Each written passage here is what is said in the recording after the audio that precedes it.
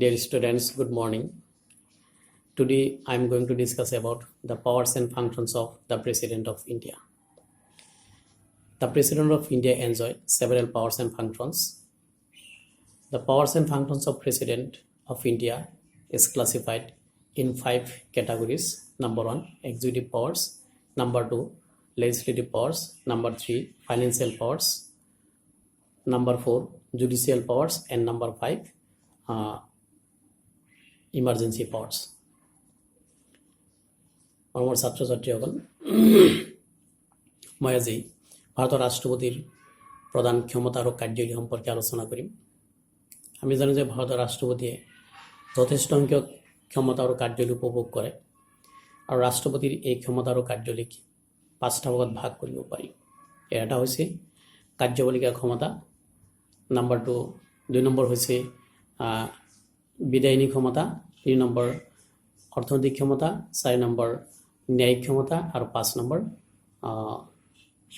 Number হৈছে জৰুৰীকালীন ক্ষমতা। এই 5টা ভাগত ভাগ কৰিব পাৰি। So now I am try to discuss these 5 points one by one, আৰু মই এই গোটেইখিনি points এটাৰ পিছত এটা আলোচনা কৰিম।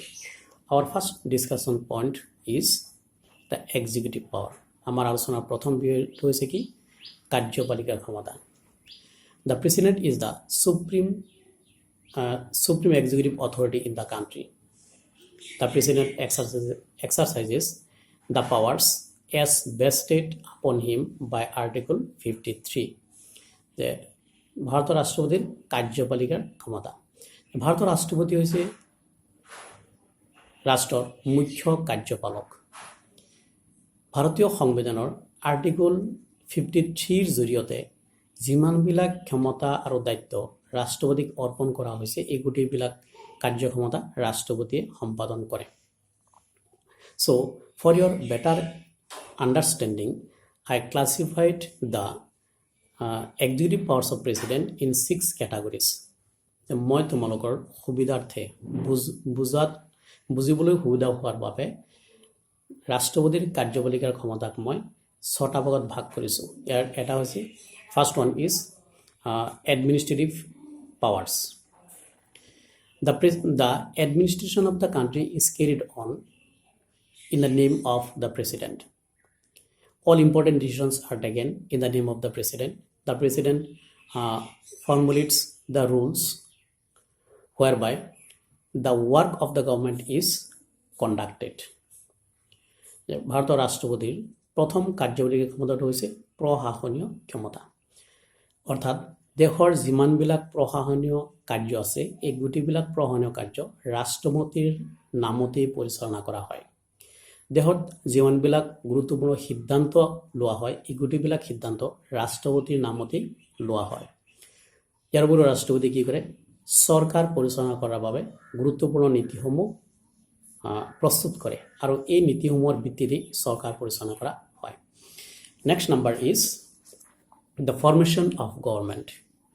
The second executive power of president is the formation of government.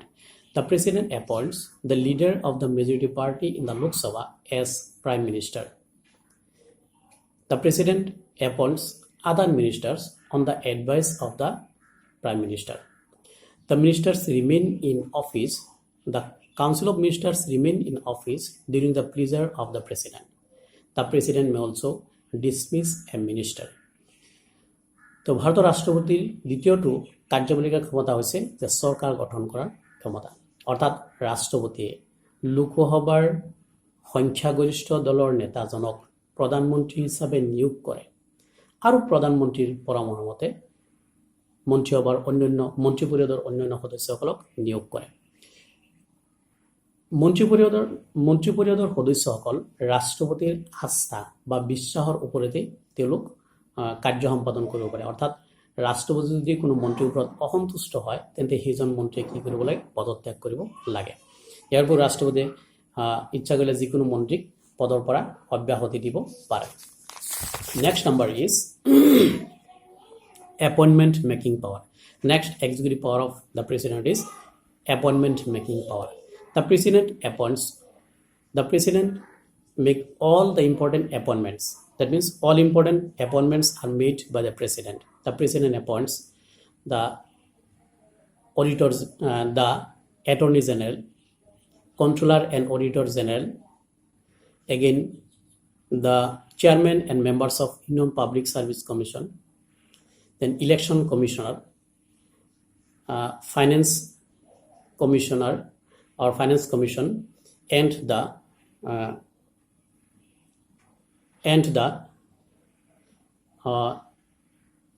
chief justice of Supreme Court and the Chief Justice and other judges of the Supreme Court and High Courts, ambassadors, governors of a state are etc. are appointed by the President of India. ভাৰতৰ ৰাষ্ট্ৰপতিৰ আন এটা কাৰ্যপালিকাৰ গুৰুত্বপূৰ্ণ ক্ষমতা হৈছে নিযুক্তি প্ৰদান ক্ষমতা। যে ৰাষ্ট্ৰপতিয়ে ৰাষ্ট্ৰৰ উচ্চপদস্থ বিষয়া কৰ্মচাৰীসকলক নিয়োগ কৰে। অৰ্থাৎ ৰাষ্ট্ৰপতিয়ে এটৰ্নি জেনেৰেল, হিচাপ ৰক্ষক আৰু হিচাপ পৰীক্ষক, ভাৰতৰ হিচাপ ৰক্ষক আৰু হিচাপ পৰীক্ষক, তাৰপিছত তোমাৰ কেন্দ্ৰীয় লোকসেৱা আয়োগৰ সভাপতি আৰু অন্যান্য সদস্যসকলক ৰাষ্ট্ৰপতিয়ে নিয়োগ কৰে। নিৰ্বাচন আয়োগক ৰাষ্ট্ৰপতিয়ে নিয়োগ কৰে। বিত্ত আয়োগক ৰাষ্ট্ৰপতিয়ে নিয়োগ কৰে।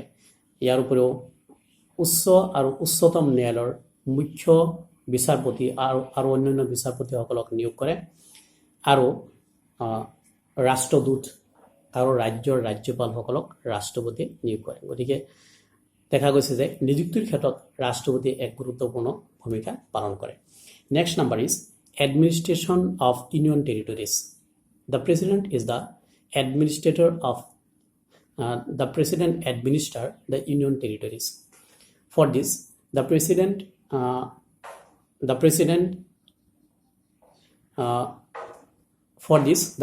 can appoint any administrators for the administration of the union territories.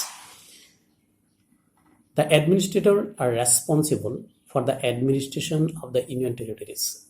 The administrator discharge their duties under the supervision and control of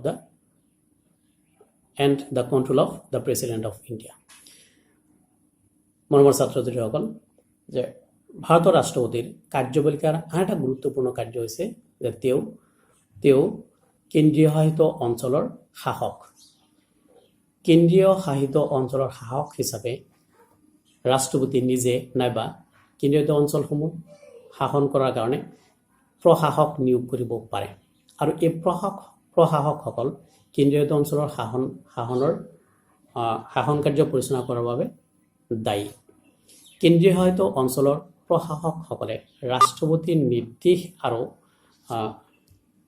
নিয়ন্ত্ৰণতহে কাৰ্য সম্পাদন কৰিব লাগে। অৰ্থাৎ কেন্দ্ৰীয় অঞ্চলৰ প্ৰশাসকসকল যিসকলক ৰাষ্ট্ৰপতি নিয়োগ কৰে সেইসকল ৰাষ্ট্ৰপতিৰ ওচৰত সদায় দায়িত্বশীল।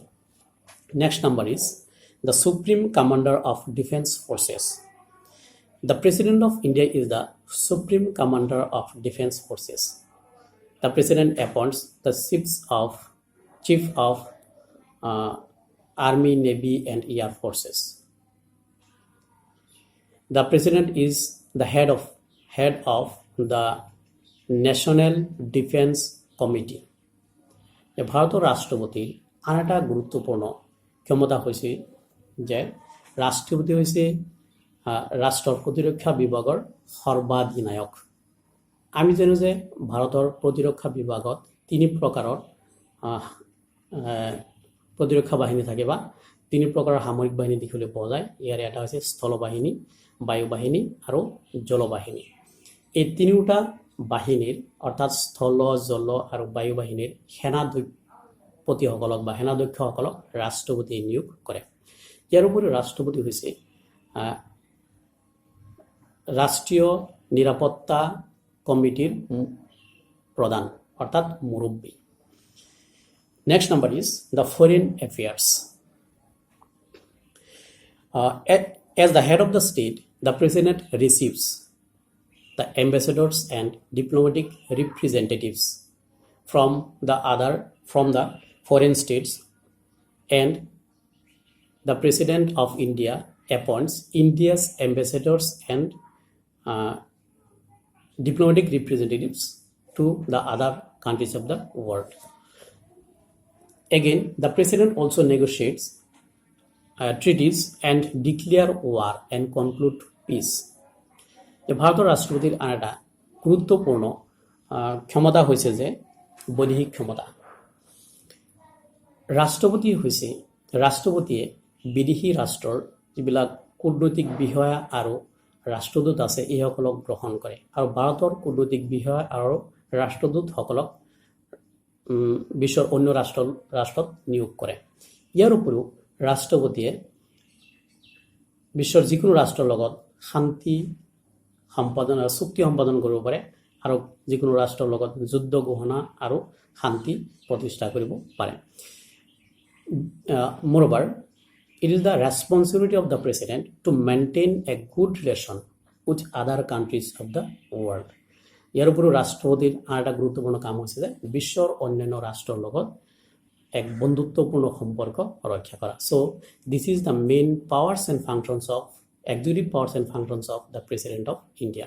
আৰু এইখিনি আছিল ভাৰতৰ ৰাষ্ট্ৰপতিৰ কিছুমান গুৰুত্বপূৰ্ণ কাৰ্যপালিকাৰ ক্ষমতা। Thank you.